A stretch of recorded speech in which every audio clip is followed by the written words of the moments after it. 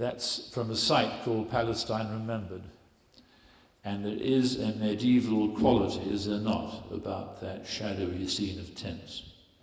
There are people living in tents in Gaza now because they destroyed 4,000 houses in the Greater Shoah, the Greater Holocaust, starting 27 December 2008.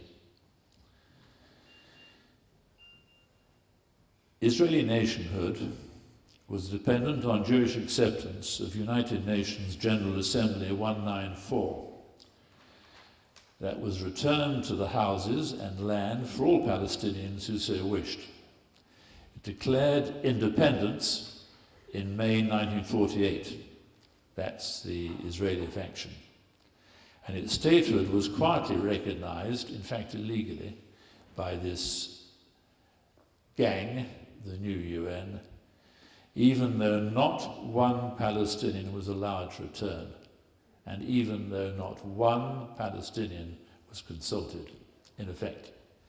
The efficiency and cruelty of this ethnic cleansing, another euphemism, could not have been surpassed by Hitler just a few years before.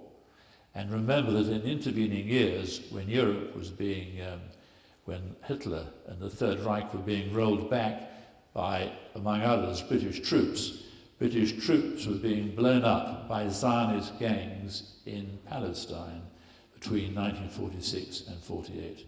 I know some of the men who survived. The steady robbery of land in the remnants of Palestine continues against all law and humanity. A majority of Israeli Jews and many racists in the West are determined to see Mandate Palestine cleared of all Untermenschen. Who knows what Untermenschen means? A few hands go up. It means the underpeople.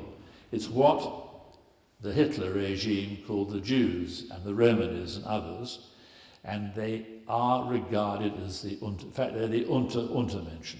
They're regarded, I'll tell you later. An early Zionist aim to gain all the territory from the Nile to the Euphrates is still in many minds. I'm closely involved with the Palestinian people. I should have returned to teach doctors and medical students last year, having set up a little medical foundation with some other doctors there for the charity that I founded, the Dove and the Dolphin. But the Zionist entity and the complicit and Zionist-dominated Foreign and Commonwealth Office, led by Mr. Miliband, stopped that. Many will recall an earlier attempt by boat just after the promised Holocaust. The boat was rammed with the clear intention of drowning all 16 of us on board. No responses followed from the Foreign Office regarding myself and the master, who was British as well. I tried quite hard to nail them, but it was like nailing an eel. Gaza is an internment camp. The draconian siege is beyond all law, and all the Western nations are complicit in their silence. Every imaginable crime is committed against the Palestinian people by a ruthless and pitiless occupier of the whole of Mandate Palestine. That's Palestine as you see it in the older Bibles.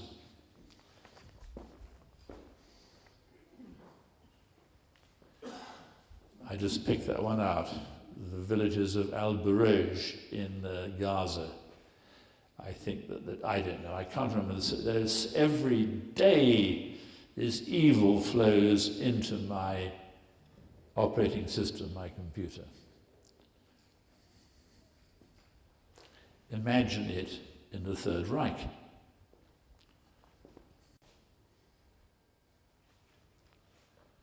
And these are three little sisters in the Holocaust at the end of 2008.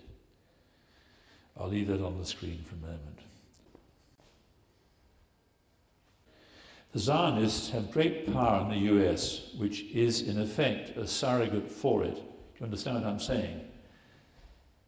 Is that the US is subservient to it. And I say that with a great deal of knowledge, it's true.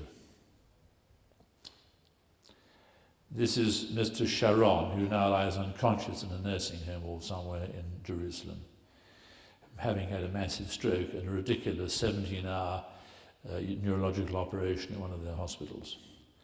I want to tell you something that's very clear.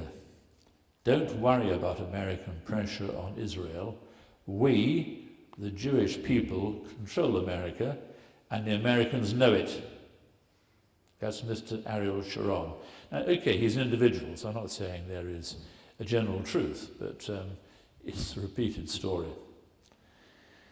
The Zionist lobbies wield great power in Australia and Canada and in the fascist EU.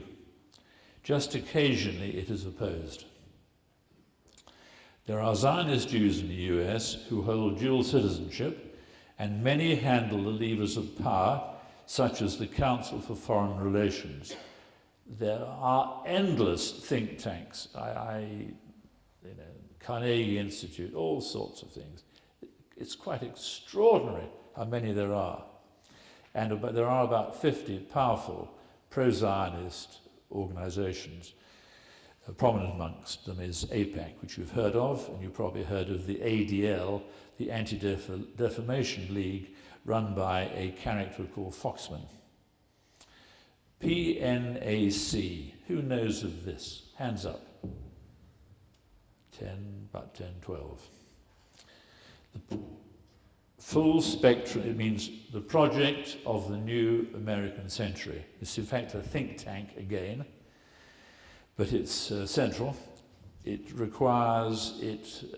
aspires to full spectrum dominance by the US of land, sea, air, space and cyberspace, and they're halfway there. Gaining Afghanistan and the stans around it is central, particularly because it contains big hydrocarbon reserves, including Afghanistan, but also because it lies alongside Iran, which is their premier target now. The list of the signatories contains a majority of pro-Zionist Jews. Wolfowitz and Elliot Abrahams were the two who revised it most recently. That revolting Wolfowitz who promoted the Iraq War. And this think tank policy is central to US bombardment and occupation in the Middle East, and in Afghanistan, and in the decimation of Pakistan. The pro-Zionist Jews are in the driving seat of the evil empire being the US, and drove it into Iraq, although they always denied. Iraq was the only Arab state that had stood against Israel for the Arab nation. Hussein had special arrangements for poor Palestinians, Syrians, to go and study medicine or whatever at a much discounted fee in Baghdad or wherever. He was keen on that. He was keen on the Arab nation. That is was not forgotten by Israel, by the Zionists, and was not forgiven. Now, examples of this control, I will just read a few quotations. January the 10th, 2009.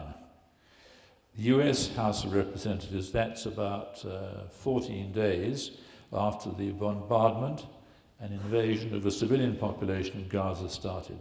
The US House of Representatives has voted to endorse a resolution backing Israel in its offensive in Gaza, in which at least 780 Palestinians have been killed already by that time. The kill ratio was 1 Israeli to 100 Gazans. And a few of those Israelis were killed by friendly fire as well. The body passed Friday's resolution recognizing Israel's right to defend itself against attacks from Gaza by 390 votes to 5. That's from the congressional records.